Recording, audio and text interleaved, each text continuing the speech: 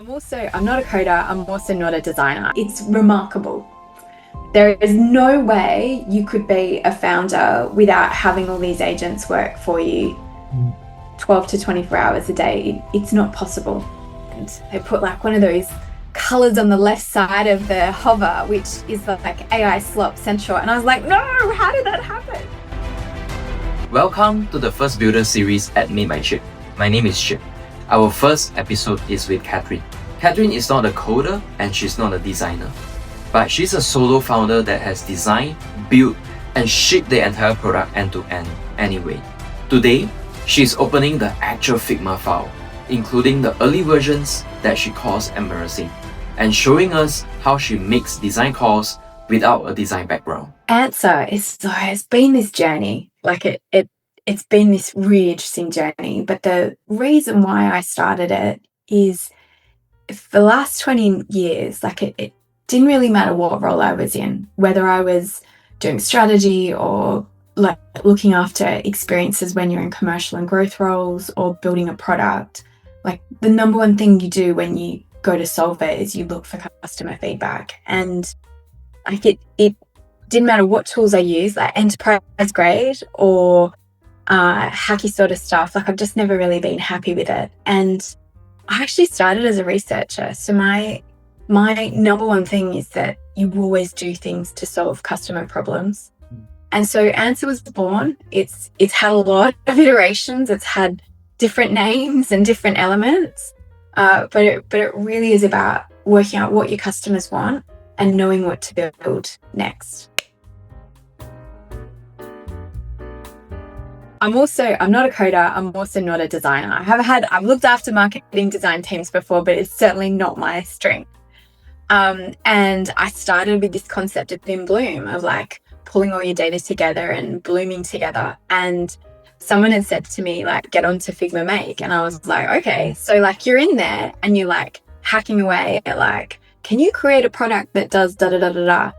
And, you know, my husband came home from work one night and I thought, oh my God, it's amazing. Look what I've done. Like I've built this. I built this thing and it's beautiful. And then you realize it's like a bit AI sloppy and everybody's product looks like this. So Figma Make was fantastic to get started, to kind of build a prototype and get me moving and do it in a way where I'm chatting. Some of these iterations, I had like 1,000 iterations to kind of get a working prototype for what then became Annsa. Now I'll show you where I then went with Figma Make, and I hope this opens up. So then the next name was Circuit, and the idea was it's a loop. And then when everyone started talking about loops, I'm like, I can't be called a loop. It is Annsa. But with Circuit, once I realized, you know, I had these AI slop things, I literally went through every single component, and I'll show you an example. Like cards, accordions, how to do integrations, how to add feedback, data and experience, CSV, like absolutely everything. And I literally chatted back and forth with Figma Make on how to build the components and how to design them. And every single component, we did eight or 10 different options. Wow. So we would say, how do we show like data in a priority, like option 1, double height row. Option 2, more mobile responsive. Option 3, card grid. 4, group by status.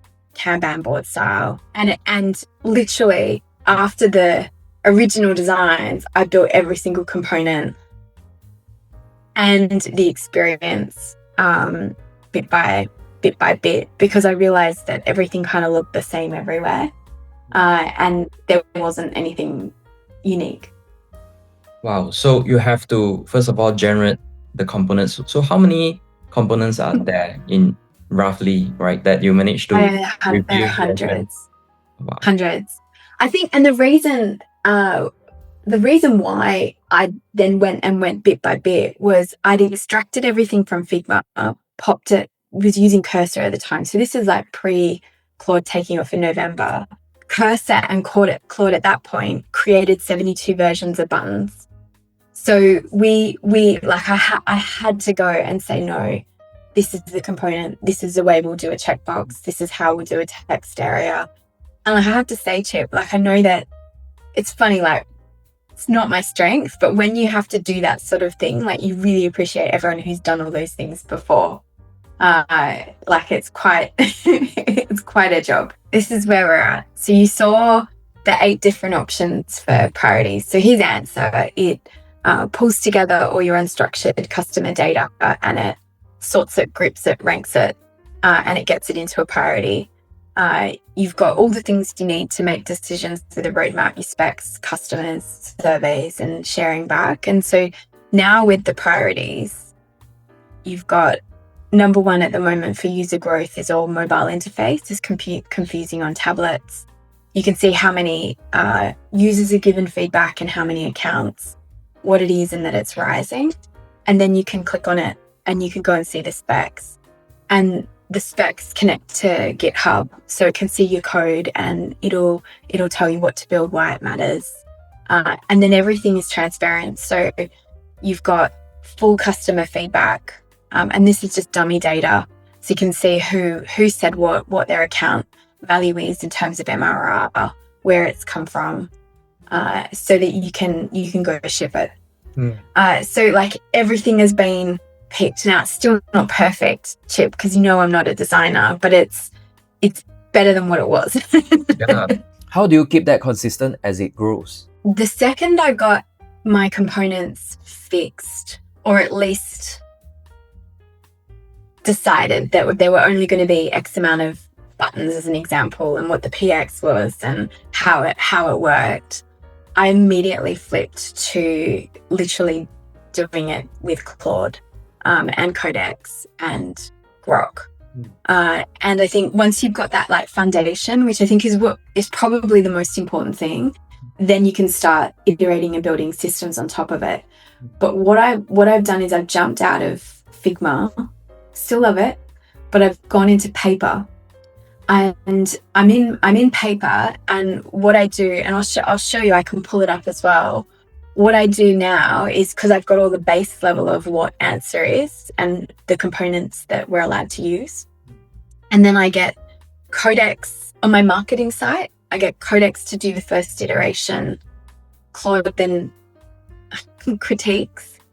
Sometimes they fight, but they critique each other, and then Grok comes in and provides a viewpoint. Whereas on my product, I'm Claude first, and then feedback from Codex and Grok. I've just got paper, and I've just hooked in Claude, Codex, and Cursor via MCP. So I've got all my code obviously is on GitHub and all the systems that I use, and then they've got access to all of it locally, so they can check it locally, and then they all come together and they critique on paper. So like a couple of weeks ago, I went out for dinner with some old friends, and I gave them all a brief, and I asked them to keep debating with each other, and only to finish once they'd closed off all of each other's open questions. I came home and there was like 3,000 lines of them chatting with each other, trying to solve what to do next. Some things like yesterday, we were working on shadowing and accessibility, and we went and added something to it. And when I saw it, I was like, like I know that's the right thing to do, but I don't like the feel of it, so we're not going to do it that way. And you kind of course correct. So I think it's a muscle that like we're doing it in tandem. It's not completely autonomous, and there is a lot of thought that goes into why you're doing what you're doing. I think if I listened to AI coding tools, I would have 2,000 buttons, 2,000 features. Everything would be really busy, and it would be overwhelming, and it wouldn't be the right amount for an experience. Look, I think some people are born with it, and I'm still learning how to get that taste. It's not a natural thing for me, and it's a lot of work to continuously look at it. One thing I do with Claude quite a lot is I ask him for optical balance. So like, you could have a lot of things that are perfect symmetry or perfectly aligned, but it just doesn't feel right. So I do a lot of optical balance with Claude just to adjust things for things that just feel a little bit warmer or friendlier, or where I'm going with the experience. Yeah, So I think it's a long way to go. that's the most practical thing that I've heard all week. So you're using Claude to catch things that are mathematically correct but visually off, which is exactly the gap most people don't know they have. Your own code, you've got all your different tools, you've got GitHub, and all of a sudden I'm like, oh, hang on a second. I can marry the customer feedback with the code. I can write specs. I can add in quantitative data. I can add in all these things, and you end up with this like product intelligence system that is continuously looping. And then I think it evolves further when like I wake up in the morning and I chat with Claude and Codex and Cursor with Grok, and I've got dozens of agents going. And so not only do I need a product intelligence system for me, I also need it for my agents. That line struck with me. So I asked Kat to come back. Different lighting, same conversation. That's where we get into the specifics.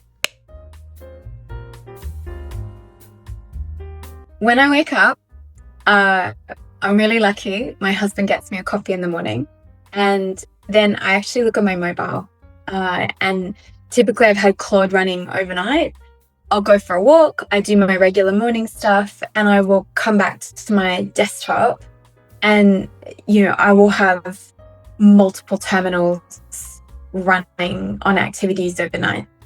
So inside the product, I've already got jobs that run overnight to check the pipeline and check customers and check what's happening.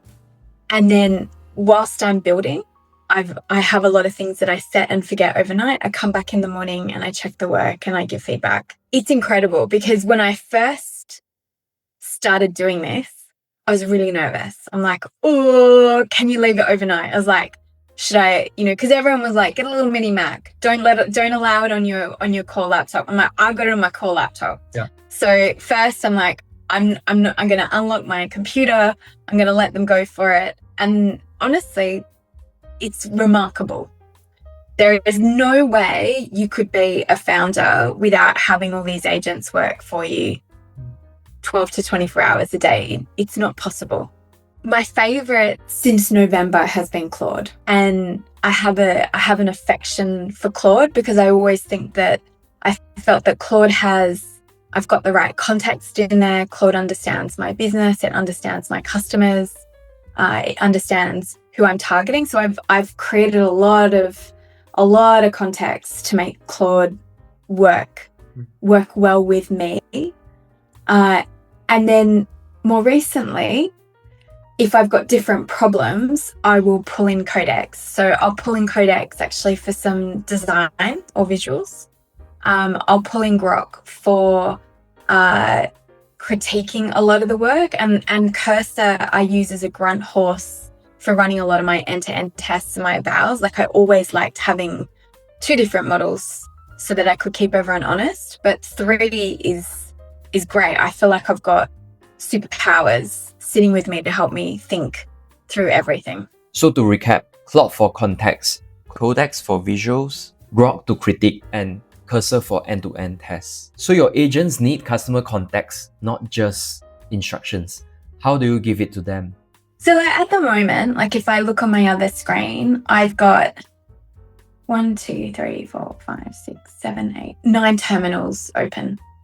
That means I've got 9 different things being worked on at the moment. I've set up a lot of systems. So we've got logs and ledgers as to like what each agent is working on at the moment and sub-agent. We've got a lot of context on what's in the roadmap, what customers are asking for, huge amount of context on what the jobs to be done are and the entire end-to-end experience. Across each of those terminals, they're constantly checking back and forth on that to make sure that what we're building is useful and is meeting the brief. Claude's really cool. It's got this thing that you look at insights and it'll tell you what you're doing a really good job on or not doing a good job on.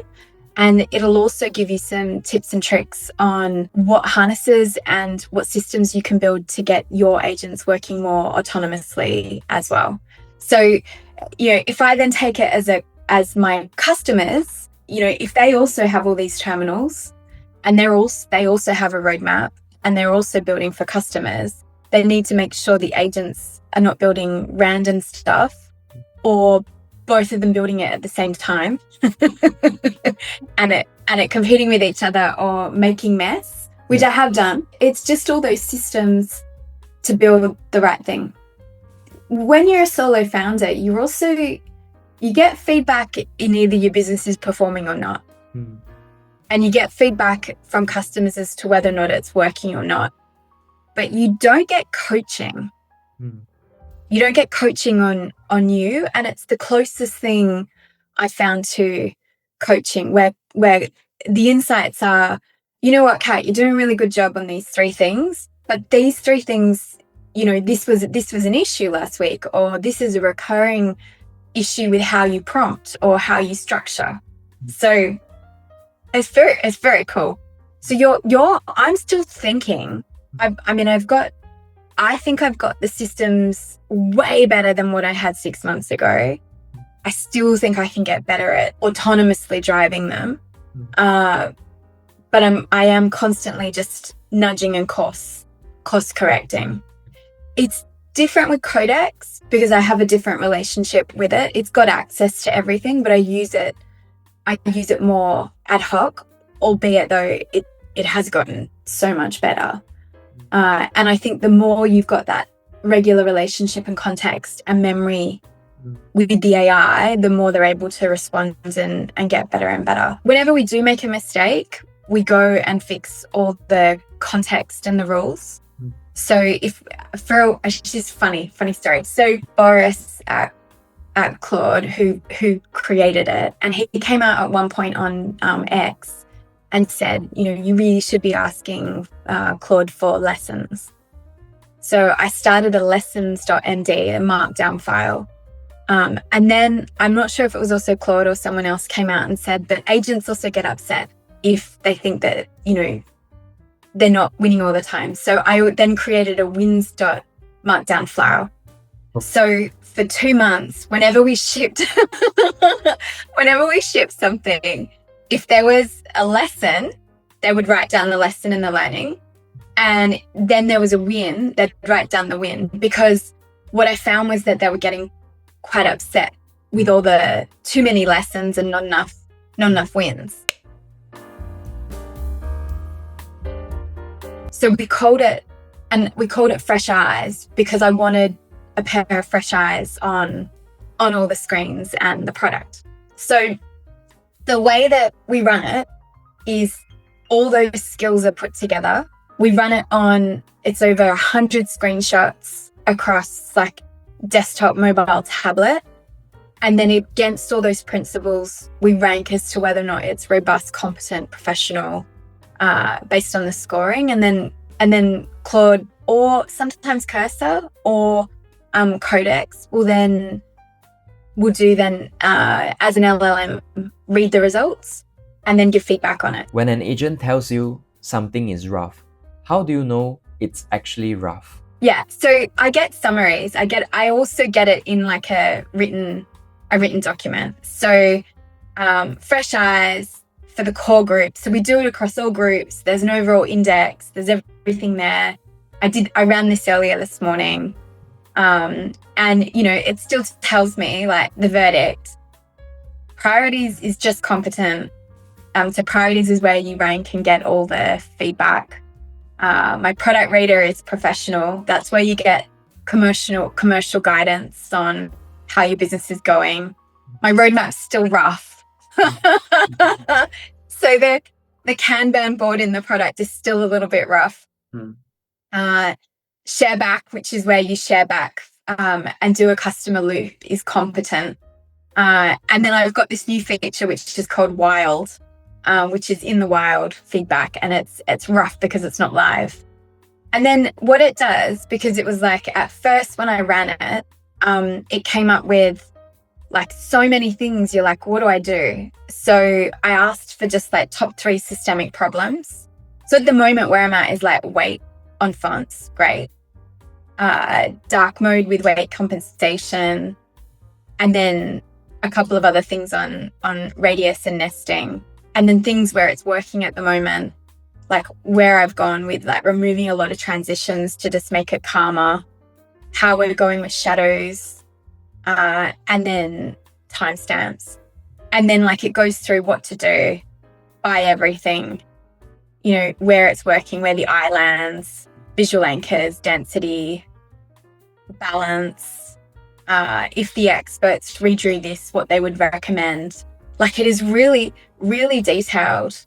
IA observation and what's working, the strongest thing, and then how it gets to that verdict. And it does it for every page, you know, settings. So then settings has all these pages. So my automations and hooks is still quite rough, but the other experiences are getting better and better and better as you go. What I do is I make sure, and then there's a final report, which kind of just shows core surfaces, settings, first run, and then dark mode. Then, you know, I go through all of this and I set Claude off to go fix it. So you have caught something. What happened next? We go back through with an LLM judge, or we go back through another time and say, actually, no, that is actually a design choice. That is it. We're very happy to leave it like that. Just leave it. Mm-hmm. And others, I'll say, oh, okay, well, can you go off and fix those things? When I started, everything was rough. Everything was rough. And it's just this constant iteration to get a little bit better, a little bit better, a little bit better. And the system around it, to be honest with you, it's no different to how I've built out like the front end, the back end tests, the end-to-end tests, my evals, like running my evals. I mentioned it to you before, like I've done over a few thousand running of the eval on the actual autonomous product intelligence. And you know, everyone talks about it like you're climbing a mountain. You are, like you go from 0 to 50 to 60 to 70% in scores like really quickly. And then like to keep moving up is experiment after experiment after experiment after experiment to make it better and better. Like one example I had this morning, we were looking at like when you hover on a row, how can you highlight it a little bit more and make sure that it's working for accessibility. And don't know how it happened. They put like one of those colors on the left side of the hover, which is like AI Slop Central. And I was like, no, how did that happen? So I caught that and we turned it off. But everything else got shipped. I love it. That's the whole job right there. The agent shipped 9 things correctly, but there's one thing that looks like AI generated, and you are the only one that would notice about it. Correct. And I think the thing is when I started, I thought, well, you start and you think that you have the brain space to be able to manage it all, and you, as a solo founder, you don't. Like it's just not possible. You've got to imagine like you've got a team of 100 people with these agents, and you can only make really good decisions. You can only set up a really good system. It's not possible for you to be across absolutely everything. So that's why I've been so focused on building all these systems that allows the agents to give me scale that it's just not humanly possible for me to do it on my own without that. That's also why it's so exciting, and it's also why I'm building a product intelligence system, because if you can get the same scale from your customer feedback as I'm getting from other systems and tools, then I think it makes everyone really quite powerful. Kat, thank you so much for your time. What I keep coming back is that you didn't skip design. You took it seriously. You built a component library before you built the product. You tested early, went back and refined. And you're still working on taste, which you have said so out loud. That's a designer process. And I think that's the real story for anyone who is watching. These tools didn't make design optional, but they make it unavoidable. Every one of those calls has to be made by a human with judgment. And Kat is the one who is deciding it all by herself. She'll be the first one to tell you it's an enormous job. So if you are a designer watching this, I don't think the takeaway is that founders don't need us. It's that a lot more people are now doing design work and they have hit the same exact walls that we have spent years learning. That's a bigger audience for what we know, not a smaller one. Kat, thank you so much for your time and for showing us the ugly early version. If you are building solo and find yourself buried in customer feedback, Annsa is linked below in the YouTube description. If you find this episode to be useful, I would really appreciate it if you hit the subscribe button, as we'll have more builders coming in the next episodes. See you on the next one.